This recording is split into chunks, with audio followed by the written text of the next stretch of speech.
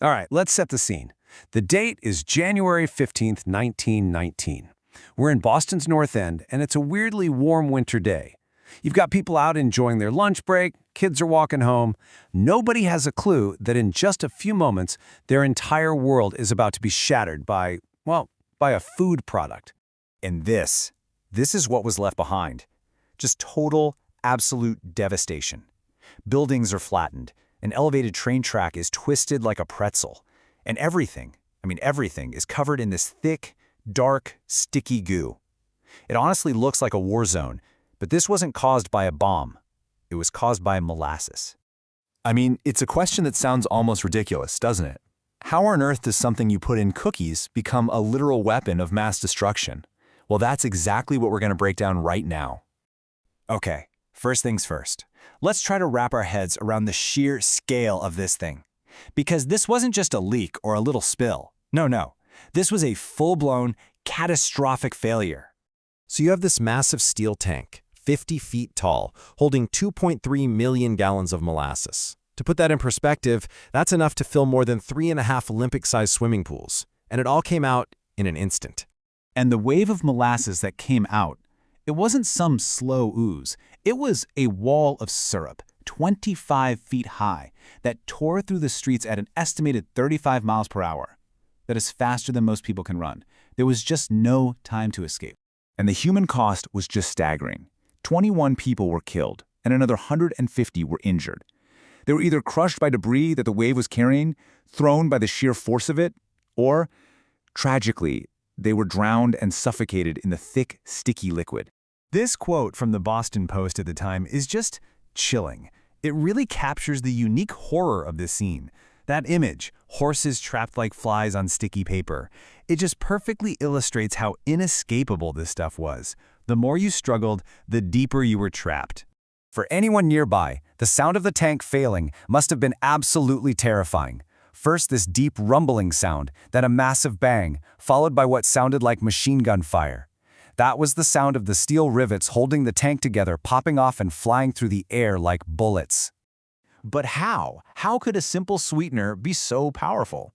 Well, to understand that, we need to look at the unique science of molasses, which is what turned it from a food into a force of destruction. Think about a wave of water. It's dangerous for sure, but it tends to push things. A wave of molasses is a completely different beast. It's about 40% more dense than water, which means it carried this immense, destructive energy. It didn't just push buildings, it engulfed them, it crushed them. And this is where we get to the real scientific trap. You see, molasses is a non-Newtonian fluid. Now what that means is, its thickness changes under stress. So under the incredible pressure of the collapse, it thinned out, which allowed it to move super fast. But the moment that initial wave slowed down, the cold January air caused it to thicken up dramatically, turning it into a deadly, gelatinous glue. So what was the final trigger? What pushed it over the edge? Well, it was the weather. The temperature in Boston had shot up from a frigid 2 degrees Fahrenheit all the way to over 40. This sudden warming likely caused the molasses inside to expand and even ferment, producing carbon dioxide gas. All of that built up an insane amount of pressure against the tank's already weak walls. And that brings us to the most infuriating part of this story. Because this was no freak accident. The investigation revealed that this was a completely preventable disaster, a tragedy born from just shocking, unbelievable negligence. On the left, you can see the tank as it stood before 1919. Looks solid, imposing, right? And on the right, you see the chaos it created. The question became, how did one become the other? The answer was a whole trail of ignored warnings. The evidence of negligence was it was damning. I mean, check this out. The tank itself was a disaster waiting to happen. The steel walls were half as thick as they should have been. No proper safety tests were ever performed. The man who oversaw its construction had zero engineering experience. But the most shocking part, everybody knew it was a problem.